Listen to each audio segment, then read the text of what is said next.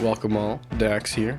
2022 looks to be an awesome year in gaming, and so I wanted to go over a list I've compiled of some of those games.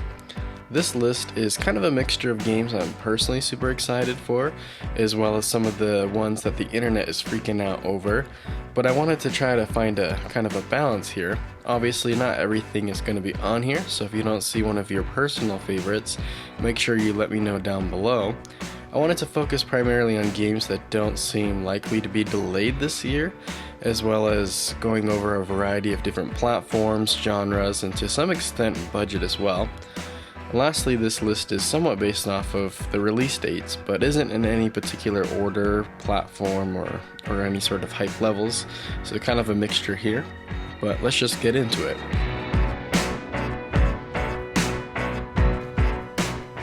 So originally this was just going to be a list of 10, but I've turned it into 11 because I was going to leave off Breath of the Wild 2, but the sequel here I have actually decided to put back on here because enough people are anticipating it. I think it was important enough. The main reason why I was going to leave it off is because I think it may get delayed into next year in 2023. But if it does come out this year, I'm pretty sure it will be holiday time, maybe November, since we still haven't heard a lot about it at this point in January. In all honesty, I'm not the biggest Zelda fan in the world. By no means a hater or anything like that. If anything, I actually really appreciate a lot of the innovations made in each game. I mean, Breath of the Wild is a masterpiece in a lot of ways. I've just personally never really gotten into it. So I am curious to see what innovations they make this time around. From what I saw in the trailer, it looks like there's some sort of portal transportation device. I do think for sure we can expect the quality to be there. Nintendo historically has been always really good at putting out a quality and finished product, but this might also be why it could be delayed as well, so just something to consider. For this Breath of the Wild sequel, the last thing I wonder if it's going to be a better looking game. Not that the first one wasn't good, it had really good art direction, but I'm just curious to see if they're able to maximize the power of the Switch a little bit more this time around, even though they are using the same in-game engine, just because they're not being held back by the Wii U with this release since last title came out on both consoles, so just something to think about. But yeah, Breath of the Wild 2, Nintendo Switch. So next we have Pokémon Legends Arceus, or Arceus, I'm not sure how you say it. I've been saying Arceus. So this is also coming to Nintendo Switch January 28th from what I remember, and I'm fairly excited to see what innovations can be made here. It's definitely not the prettiest looking game from every trailer I've seen, but I mean, if we can get past that, hopefully the gameplay is really solid. I mean, that's part of the reason why Nintendo Pokemon Company have been so complacent, is their fundamentals are so good that they can kind of get away with not doing much, which is kind of unfortunate in a lot of ways. But I really do hope that if they do innovate as much as I hope they do, then the game does sell well, so that way it encourages Nintendo to really push this franchise in new directions. But I wouldn't go in expecting any Breath of the Wild open world mechanics, so don't get your hopes up too high there. Just hopefully it's a really good Pokemon game that spices things up just enough. Next we have Sifu, which looks really interesting to me. It seems to be a good old-fashioned beat-em-up, but is a little more refined here. I definitely like these type of games that focus on parrying, countering, managing enemies, kind of like a Ghost of Tsushima or like a good fighting game. It seems to not focus too much on button smashing, but more about strategy and timing, which I really appreciate. The aging mechanics also look super interesting to see how as you start to progress to the game and die, then you become kind of a glass cannon in that your abilities increase, but your ability to take damage decreases. So kind of an interesting push and pull there that I really want to try out for myself. But the combat seems pretty straightforward. The gameplay concept's interesting. Sifu's coming out on February 8th, but if you pre-order it, you get it for $5 off and you get access to it 2 days early. It's only on PlayStation consoles 4 and 5, and then you can get it on Windows as well. Another game I wanted to kind of shout out just real quick is Stray. It looks kind of fun and interesting, has some good concepts going on. I didn't really want to make this list to one console or another, so I decided to leave it off to keep it a little more balanced, but definitely take a look at Stray as well. But as far as Sifu goes, I'm super excited to get my hands on it, and we'll see how it is. So this next title is Horizon Forbidden West, and I have a bit of a confession to make. I've never played the original. In 2017, I actually didn't have a PlayStation 4, and I just wasn't as into gaming as I am now. I mean, I was into gaming, but I just had a lot of other commitments, and I just didn't really make a whole lot of time for gaming. This game definitely seems right up my alley. I enjoy a good action-adventure open-world game, especially an immersive one, so I'm interested. And seeing the trailers for this sequel makes me want to go play the original. So I do plan to beat the first game this year as well as the sequel, but probably not in time for this initial release. So definitely going to give Horizon Forbidden West a try sometime this year. And to those of you who played the first one, I'm sure you're totally digging this sequel. Next we have Gotham Knights, which I think has a good formula for success here. It's using a beloved franchise with a seemingly trustworthy studio. It's supposed to come out to PlayStation 4, 5, Xbox One, Series X and S, as well as Windows. It's supposed to be second half of this year, so it kind of seems like an October-y game, but who knows. I'm definitely interested to explore each character, because it appears to be that Batman is dead, and that's the whole premise of the game. So between Nightwing, Robin, Red Hood, and I believe it's Batgirl, maybe Batwoman, but between the four of them, they have to fight crime.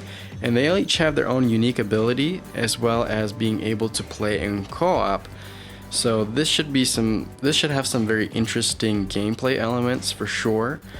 I am excited to play a Batman game without Batman. As much as I love Batman, his side characters are so good that it's nice to actually see them shine here and be able to do their own thing without him. So I'm really interested to explore all these other characters. So definitely keep a lookout for Gotham Knights. In all honesty, Elden Ring is probably my least anticipated game that's on this list.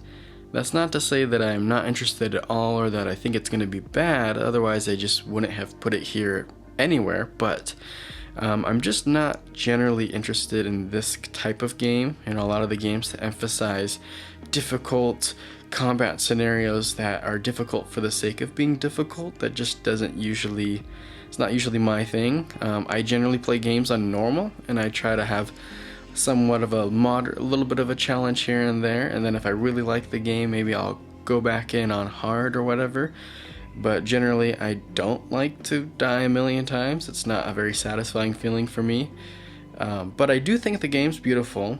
I do think it looks really good, and I am interested and curious to try it.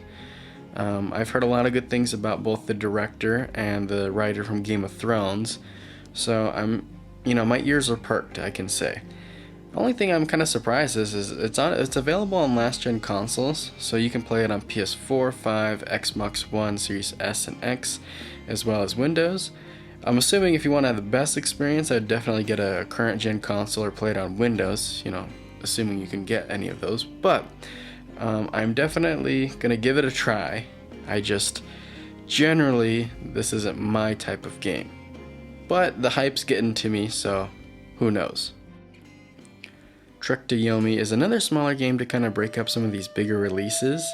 I'm really digging the style. It's very Kurosawa-esque, which I obviously think is the point they're going for, but I'm a sucker for a good samurai film and setting. Nothing quite beats feudal Japan, so I'm already interested, but actually looking a little bit further, the gameplay looks to be pretty solid. Seems to be a mixture of combat with some adventure aspects too. So it seems like the perfect kind of game to sit back, relax, and blast through on a weekend. It is coming to all the PlayStations and Xboxes as well as Windows, so most of you should be able to get your hands on this game. Hogwarts Legacy has been talked about for quite a while now. We've heard about it for a few years, so I'm definitely hoping it does make its release this year. It's supposed to be during the second half of this year, so I'm assuming another October release maybe, I don't know. But I definitely am surprised that this game took so long to make. You're talking a beloved franchise and property that has so many potential stories that could be told in it. I mean, as much as everyone loves Harry Potter, people love the universe of the Wizarding World even more. And so the fact that it took them so long to make this was just a surprise to me. But now that it's here, I am excited to get my hands on it. I've always thought it would be an interesting idea to make my own wizard and to kind of interact with the school of Hogwarts from the perspective of someone that's not Harry Potter. So definitely an interesting idea, and I think the fact that it's an open world RPG was definitely the right move. I'm pretty sure those of you who are interested already are super interested, so kind of enough said there. It is also, like most of these games, coming out to all the main consoles except for Switch. Unfortunately, sad for Switch. Alright, so don't hate me too much. I know I'm terrible, but I never played the original God of War on PlayStation 4. At the time, I thought that it was just a regular God of War game, which there's nothing wrong with that, but I wasn't particularly inclined to play a God of War game.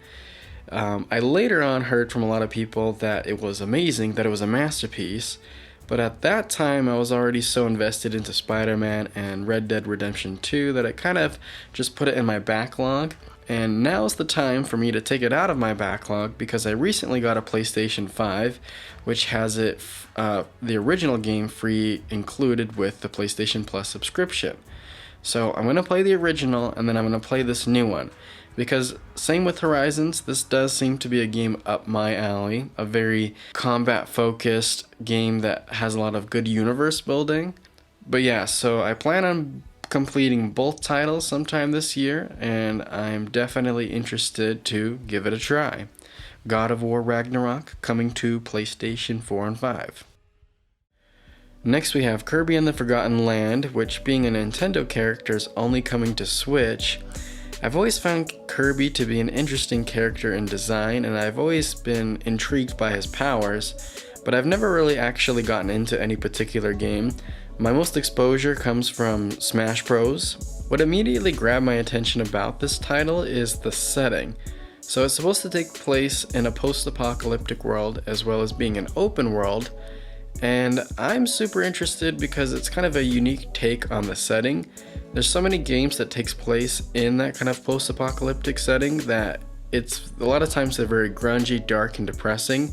So to have a more cartoony take on this was definitely kind of a refreshing idea.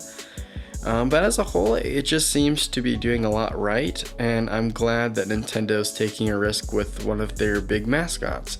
Now hopefully this brings Kirby more into the mainstream like a lot of the other Nintendo franchises that have become popular during the Switch's life. But definitely keep a lookout for Kirby and the Forgotten Land. Lastly, we have Starfield, which funny enough is one of the most anticipated games of this year for just about everybody, but we know the least about it. We know almost nothing about this title. All we needed to know is that it's Skyrim in space, and yet everyone's losing their mind over it. And you know what? I'm definitely one of them. I'm interested in playing a Skyrim in space for sure. Now, one of my only hesitations about this game is the release date, because they're so committed on getting that November 11th date, I almost worry if it's going to compromise the game. Because I mean, Bethesda's not exactly known for not having bugs in their game. If anything, it's almost like a feature, not a bug. You also have to consider too, out of all the games on this list, this is the only one that's beyond February that actually has a specific release date. So hopefully they're able to actually meet that date. Being a Bethesda title, Starfield is only coming out to Series S and X as well as PC, so hopefully they're able to maximize the potential of those consoles with this title. Either way, I'm super excited for Starfield as well as all the games on this list. So again, if there's something I left out, definitely leave a comment down below, but let me know what your thoughts are about these games, and until next time, see ya!